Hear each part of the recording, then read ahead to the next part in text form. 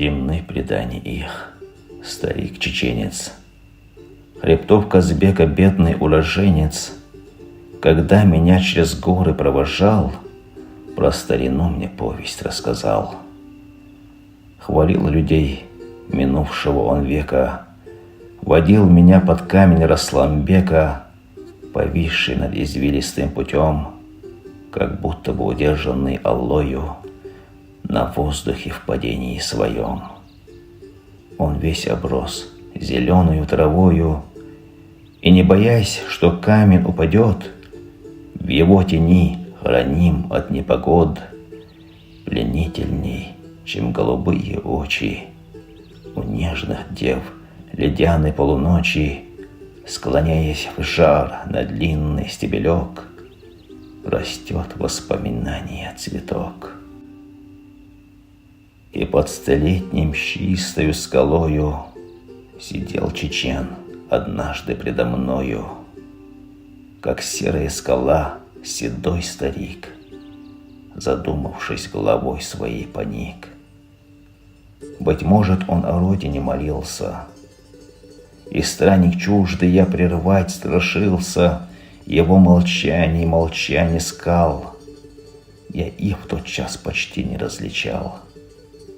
Его рассказ то буйный, то печальный я вздумал перенесть на север дальний. Пусть будет странит в нашем он краю, как слышал, так его передаю. Я не хочу, незнаемой толпою, чтобы как тайно он погиб со мною. Пускай ему не внемлют до конца, я доскажу. Кто с гордою душою родился, тот не требует венца. Любовь и песни — вот вся жизнь певца. Без них она пуста, бедна, уныла, как небеса без тучи, без светила. Давным-давно у чистых вод, где по кремням подкумок мчится, где за машоком день встает, а за крутым бешту садится, где из рубежа чужой земли аулы мирные цвели. Гордились дружбой взаимной, там каждый путник находил ночлег и пир гостеприимный. Черкес счастлив и волен был. Красою чудной за горами известны были девы их, и старцы с белыми волосами сутили распри молодых.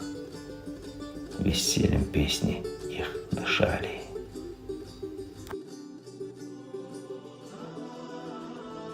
Не дики тех ущелий племена, свобода им Создателем дана.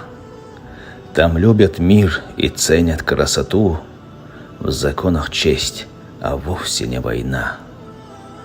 Там за добро добро и кровь за кровь, но в высшем месте вера и любовь.